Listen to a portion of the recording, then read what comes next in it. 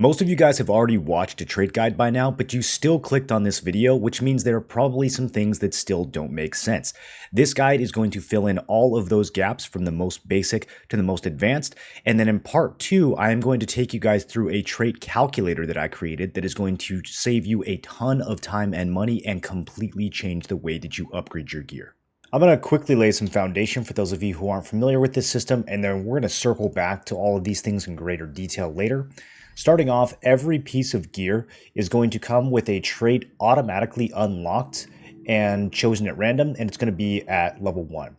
If I want to upgrade this traits to level 2, then I can choose any piece of gear that has the same trait from the same slot. So for chest piece, it has to be chest piece. For weapon, it has to be other weapons. Now, if I want to unlock, the rules are much more restrictive. It can no longer just be any chest piece. It has to be this exact same piece that has whatever the trait is that I want to unlock. These stats are going to add up across all your different pieces of gear, and this is going to end up being an enormous part of your character's power. Now, we really want to maintain a distinction between unlocking and upgrading when we're trying to understand this. Both of these are separate processes that are going to have separate strategies. And so for green, I can unlock one additional trait, and each of those traits can be improved one time. For blue items, I can unlock 2 additional traits, and each of those traits can be improved twice. And then for purple, I can unlock 2 additional traits, and each of those traits can be improved 3 times. Remember, the first level comes automatically when you unlock it. The value of these levels is the same for each tier. So for evasion, it's always in chunks of 40. The difference is that the higher rarity pieces can have more chunks, and so they end up having a higher total.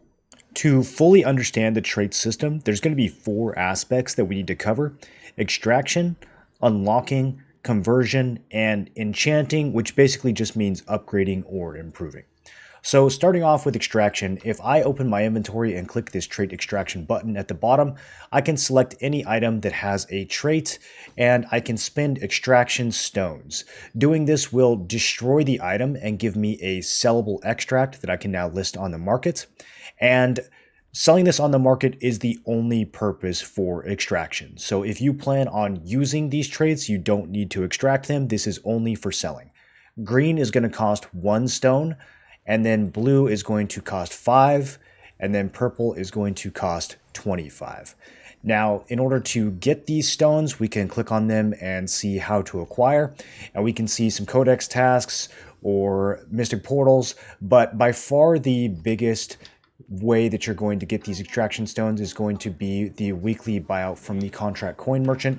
He is going to have 420 of these for sale per week, which is a substantial amount. And then keep in mind, you can also get these from the Battle Pass Star Shop, as well as from the main shop if you scroll down, and you can purchase them with ornate coins. Now, learning the prices and what's worth extracting and what isn't is just going to take time and practice, and it's going to vary from server to server, but there are definitely some better traits that we can keep an eye out for. We'll start off by talking about weapons here. I can click on any weapon and go to the trait list, and as we can see, every item is going to have a pool of 6 traits that it can pull from. For weapon, hit chance, critical chance, and heavy attack chance are always going to be 3 out of those 6 options, and then the other 3 are going to be different depending on which weapon it is. Heavy attack chance tends to be the most valuable trait on weapons across the board, followed by hit chance. And then usually people are going after crit if they're playing DPS, but if they're playing tank or healer, you might look for stats like max health, cooldown speed, and there's a couple items that can even have attack speed as well. For armor, the first thing that we want to notice is that every piece of gear is going to have 2 out of 3 of the defensive options available to it. So plate is going to have melee and ranged defensives, and then leather will have range and magic, cloth will have magic and melee. It's always 2 out of those 3, and it'll be both evasion and endurance if those options are available.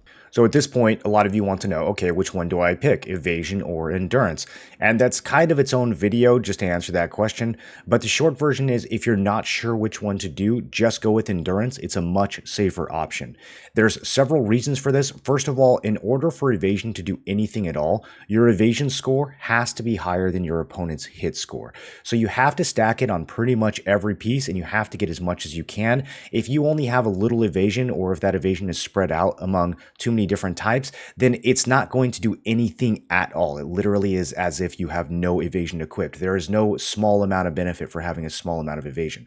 With endurance, however, if you only have a little bit, or if you spread it across all three defensive types, you do still get some benefit. So with evasion, you kind of have to know your whole build ahead of time. You have to pick only 2 types out of the 3 types to defend against, and so you kind of have to know, okay, what are the builds that counter me? And you have to be keeping up in gear with the people that you're competing against. With endurance, you don't really have to worry about any of that. You can spread your endurance across all 3 types. You can defend against every build in the game to some extent. Even if you only have a little bit of endurance, at least you will be getting a little bit of benefit from having that equipped. And you can simply build an endurance set with your green and blue gear. And then as you get to know the game and get to know PvP, if you decide that evasion is going to be the choice for you, you simply transition into evasion pieces once you're ready to go from blue to purple. There's a lot of people that are building evasion. There's a lot of people that are building endurance. So there is demand for both of these things. You're going to see some difference. For example, chest pieces, evasion and endurance tends to cost a lot more than it does on something like gloves. So we're just going to have to keep an eye on those prices. But there are some other traits that we will notice tend to hold their value as well. One of those is going to be max health. When this shows up on a piece of armor, it is generally worth a lot of lucent. Sometimes max health will not show up, and when it does, usually max mana is in its place instead. Max mana is not as popular though. Generally, when mana is an option on a piece of armor, people prefer the regen rather than the max.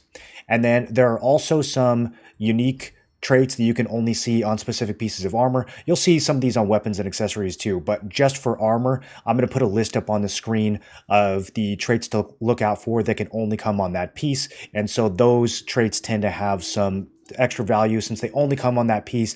And then even within that slot, they're limited usually to only about 6 out of the 15 purples that are currently in the game. For accessories, this is pretty straightforward. Cloak is included in this as well, even though it's under the armor section. It follows the same trait pattern as belts and bracelets. So you're going to have your offensive accessories and you're going to have your defensive accessories. But every accessory is going to have either skill damage boost or skill damage resistance. And you're going to want this on every single piece. So every build uses this. It's one of the most powerful stats in the game. You want to keep an eye out on this both to use and to sell on the market. Usually the second most popular trait, if it's available, is going to be max health. Some pieces are not going to have max health, and when that is the case, you might see a demand for mana regen, just like you do on armor. But the next one to keep an eye out for is going to be buff duration or debuff duration. And just as a quick note, debuff duration, people get confused with this one sometimes. It's not the debuffs that you are applying, it is incoming debuffs. So that's going to reduce the duration on all debuffs, including crowd control effects, so it'll make like silences and stuns not last as long on you. So very powerful trait and very popular. So it's usually going to be skill damage, max health, and then either buff or debuff. But sometimes people will go for CC chance as well. This is becoming a lot more popular currently, especially with collision chance. People are building this both offensively and defensively. So look out for collision chance on neck and ring, and look out for collision resistance on the defensive pieces. Just one other thing to keep in mind with accessories is that even if you get a drop with an off-meta trait, it is probably still worth checking the price of that on the market. Accessory traits are a lot harder to get generally than the other slots, and so as a result, they tend to have a lot more value, even if it's a low rarity item or even if it's a trait that's not as popular. As you're learning the market, remember that each of these trait upgrades is slot dependent.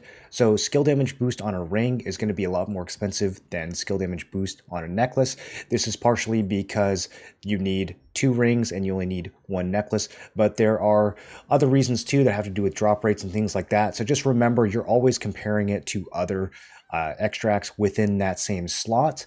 And then the other thing to keep an eye out for is the fact that even within the same slot, we might see a huge difference in price for the same trait. So for example, if I look at the Fury Warblade and I look at heavy attack, right now we're looking at 930 Lucent. And then if I go look at Stormbringer crossbows and I look at heavy attack, it's only 316 Lucent. Even though both of these are for the same slot, the Warblade is a lot more popular of an item than the crossbows are. So the heavy attack that people are paying all that extra Lucent for is so that they can get that trait unlocked on the Fury Warblade, whereas for the Stormbringer crossbows, probably not a lot of people are using this to unlock. They're just using it to level up heavy attack on weapons in general. Now that we've got a pretty good grasp on extraction, let's move over to unlocking. There are only two ways to unlock new traits on your gear. One of them we've already covered a couple times. I need this exact piece of gear, either in the form of the item itself or in the form of an extract that I get off the market. And then I can unlock these second and third traits. If it is a purple item, there is a second option that is available to us called Trait Unlockstones. And so if I click this Unlock Trait selectively, I can just spend these stones instead of an extract, and I can choose which trait that I want to unlock. Usually you do this with the most expensive trait on the item first. So for my Morokais, I unlocked Heavy Attack Chance with my Unlockstones. And if we want to figure out how to get these, we open up our inventory, click on How to Acquire, and we can see that there's not going to really be that many options. There's a little bit from the Codex, some that we can get from Mystic Portals, and then we can fill in these lithograph book entries, but they're really expensive and it's going to take a long time to complete. You can get 30 stones as a replacement reward for your weekly missions, but only if you don't choose any of the rewards up here, and only if you've completed every single one of these. If you do less, then you're going to get less than 30. And then you can turn in your dimensional shards that you get from dungeons, one of each for a bag of 3 Unlockstones. But early game, you should probably be putting these towards dimensional essence so that you can either get one of the dimensional accessories or so that you can ensure that you get your purple weapon from dungeons in case you don't get lucky with drops. So the only way we're really going to be able to get a good chunk of Unlockstones early in the game is from the Premium Battle Pass and the Premium Leveling Log.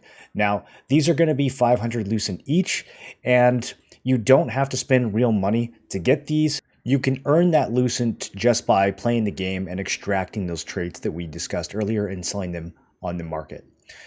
So the takeaway here is that the Unlockstones are very, very difficult to get, which means the rule for when to use them is very specific. Do not use Unlockstones on any item until you are 1000% sure that that is your best in slot item for this tier, and it is an item that only drops from field bosses and nowhere else. If you are farming an item from Abyssal Dungeons or from your dimensional contracts or something like that, just continue to farm it. Do not spend Unlockstones on those items. Eventually, the prices on those will come down and you will be able to either get it as a drop or buy it off the market.